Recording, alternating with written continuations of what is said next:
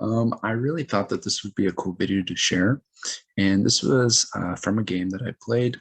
And essentially, we get into this position of almost symmetry with our two bishops, our two knights, and our pawns controlling the center.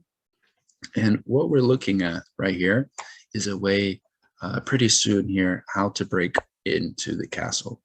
Now, what I do in this position when the bishop comes, uh, basically, what I like to do is when my opponent castles, I like to wait for them to castle, and then I go the opposite way. So, for example, I go right here and castle to the queen side. Okay.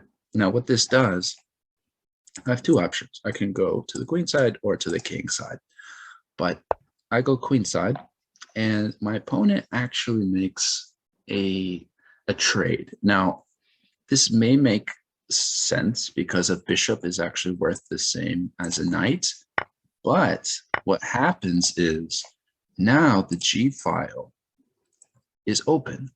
So this file is completely open to start attacking. So what I'd like to do is I like to bring my rook over here and start attacking the king. All right, so they make a move with their knight, and voila, put my rook right there. And now all of a sudden they see, whoa, I'm in danger, because one of my favorite types of attacks is basically a pinned pawn. So I like to put my bishop here, and they cannot take because there is a rook. Okay, so I'm going to put my bishop here, and they're going to put their knight there. And at this point, I'm thinking, okay, what should I do? How should I attack? And one of the things that I noticed that could be kind of dangerous, because in chess, you always want to anticipate how your opponent can attack you. So I have a pretty well defended king. However, my queen and king are actually on this dark square diagonal right here. So eventually that could be kind of dangerous, although I have a queen and a bishop actually defending, and a rook, so to speak. So for now, I'm good. So what I do is I want to quickly break open the king's castle, right? The best way to do it, in my opinion, is to use these two pawns here to basically crack open the castle. So I play this move right here. This move is defended. And what they do is, well, hey, let's get this bishop out, right? Because it's annoying. So what I decide to do is a combination move, okay? The combination move basically protects the bishop and advances my plan. So I play this move right here, which is pawn to f5, putting pressure on this pawn and allowing the queen to actually protect the bishop. So when they take, I come in, take that right back. And now I would say that if you were to look at this position right here, this would be essentially a winning position here for white, okay? So my idea here is basically to keep putting pressure on the king, okay? Let's see what happens.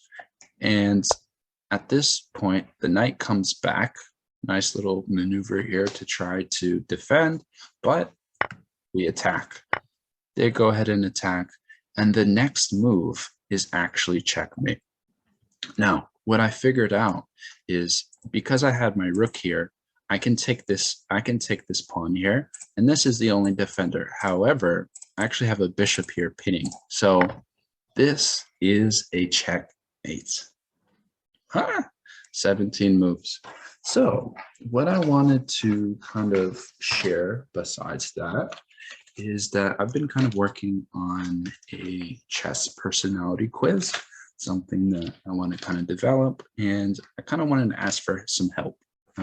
There's a couple of things that I've kind of wrote down and stuff like that, and I wanted to make just something that kind of allows people to be creative as well. So for example, I have a couple questions like this, and I understand that they could be kind of like a chess personality quiz could be just kind of like yes or no. This is kind of more of like a thinking quiz, and I kind of want to expand on this. So for example, have some things like sometimes things go wrong in chess, right? You lose a piece, you make a mistake. How do you respond? Now the question is, well, Do you think that war and chess and life have similarities? Another one is, well, what would you say defines a great thinker? What makes a great chess player? What do you do when you don't know what to do in chess? Okay. Another another key point that I want to kind of include is like, well, what does it mean to be creative in chess? How do you show creativity in your game? And consistency. What does it mean to be a consistent player in chess, right? These are all kind of things that go into the world of chess, but also relate into actual life, right?